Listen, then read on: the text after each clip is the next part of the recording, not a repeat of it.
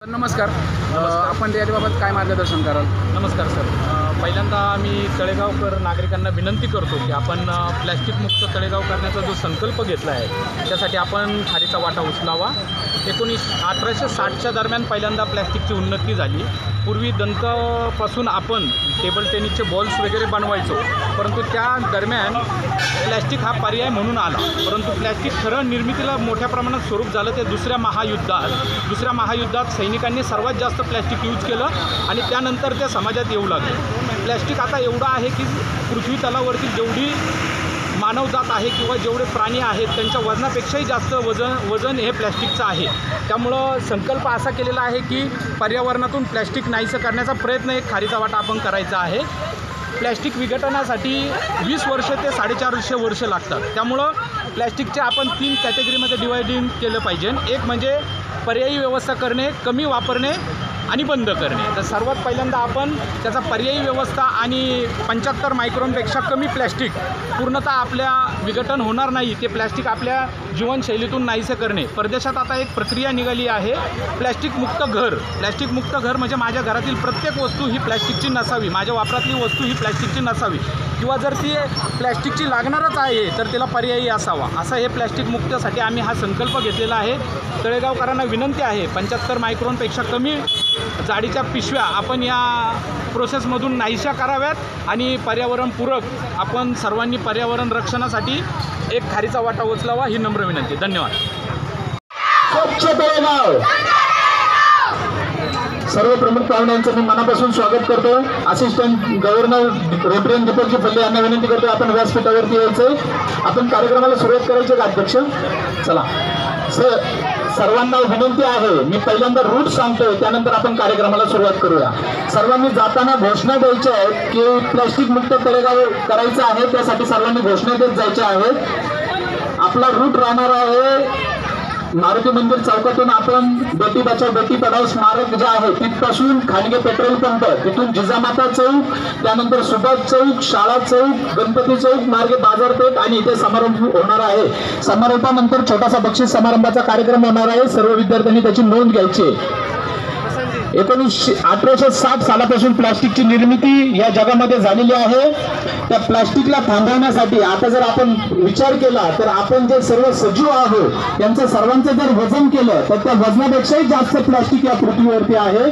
ते प्लास्टिक कधी विघटन न होण्यासारखं आहे. प्लास्टिक विघटनासाठी 20 वर्ष ते 450 वर्ष असे वर्ष लागतात सर.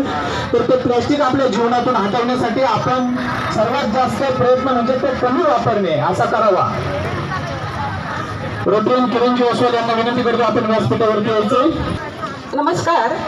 मी रोटरीयन कविता फल्लम सर्वप्रथम तळेगाव दाभाडे नगर परिषदेचे आभार व्यक्त करते की त्यांनी आमच्या Rotary Club of Golden Talegaon दाभाडेला प्लास्टिक मुक्त जनजागृती रॅलीमध्ये सहभागी करून घेतले.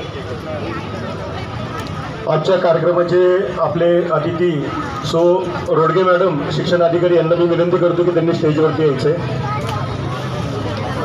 मी आज तुमच्या समोर प्लास्टिक बंदी या अत्यंत महत्त्वाच्या विषयावर काही शब्द सांगण्यासाठी उभी आहे. आज आपल्या जीवनात प्लास्टिकचा वापर इतका वाढला आहे की आपण त्याशिवाय कल्पनाच करू शकत नाही. पण हेच प्लास्टिक आपल्या पर्यावरणाला, निसर्गाला, मानवाला आणि प्राण्यांना खूप आरोग्याला हानिकारक आहे. प्लास्टिक सहज न सडणारे आहे. एकदा वापरून फेकलेले प्लास्टिक वर्षानुवर्ष तसेच साठून राहते.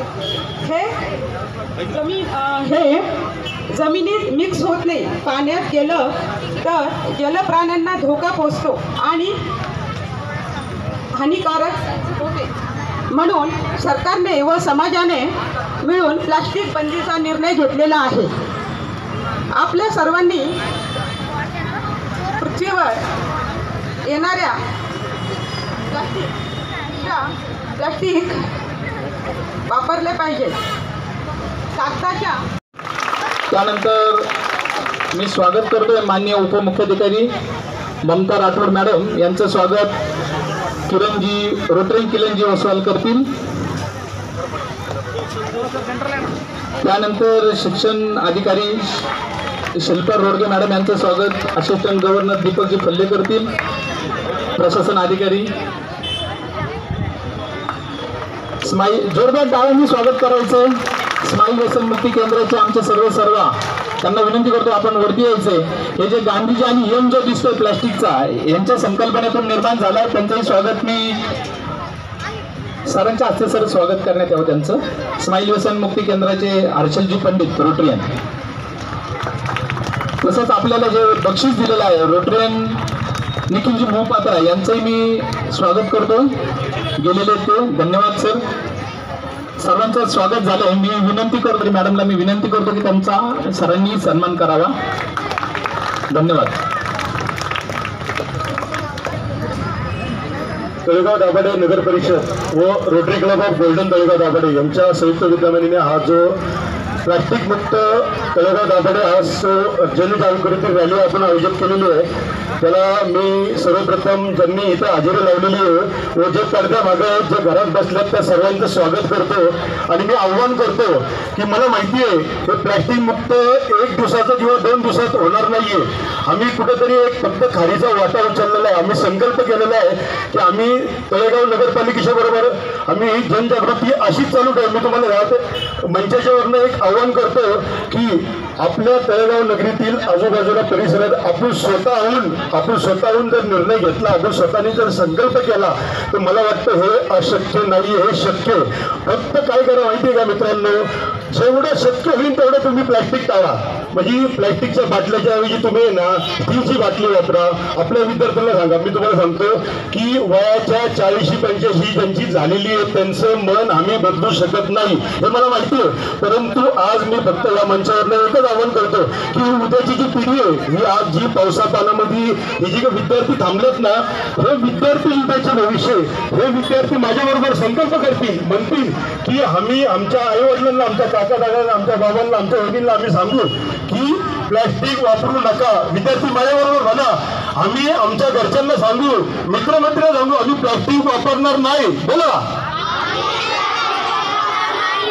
खूप छान. या मंचावरनं मी आवाहन करतो, आजचा आमचा जो संकल्प कार्यक्रम होता तो सार्थक झाला असं समजेल. कारण या विद्यार्थ्यांच्या तोडून आज निघलेलं आहे की हे प्लॅस्टिक वापरणार नाहीये. माझ्या व माझ्या टीमसाठी आजचा दिवस भरपूर आहे.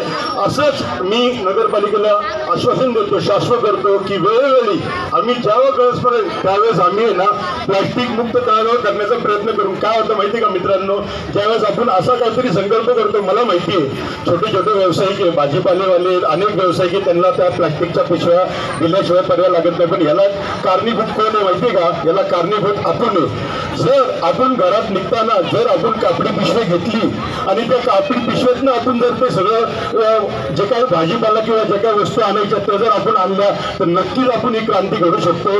मी आजच्या या मंचाच्या द्वारे सीओ साहेबांना, उपसीओ साहेबांना, मॅडमला विनंती करतो की आपल्याकडे जे काही कापड येतं, आता त्या दिवशी विषय झाला, इथं जे काही आपण जे काही जुने कापडे झालेले असतात ते आपण तिथे ठेवतो.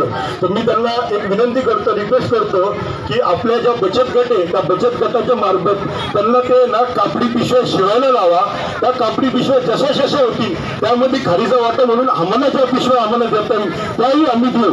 आणि आपल्या बाजारामध्ये ज्यांच्या हातात आपल्याला प्लॅस्टिकची पिशवी दिसेल त्या व्यक्तीला आपण ती कापडी पिशवी देऊ आणि त्यांना सांगू की बाबा ही तू कापडी पिशवी वापर आणि प्लास्टिकची पिशवी वापरू नको. मित्रांनो, मी आजही तुम्हाला सांगतो, कुठलंही चांगलं काम केलं ना तर त्याला निंदा, निंदक, हितचिंतक भरपूर भेटतात. परंतु ऐकावे एका कानाने दुसऱ्या कानाने सोडून द्यावे. आपलं फक्त एकच संकल्प आहे की यापुढं आपण जास्तीत जास्त प्लास्टिक कसं वापरायचं नाही याचा संकल्प करू. एवढं म्हणून मी माझ्या शब्दाला विराम देतो. धन्यवाद.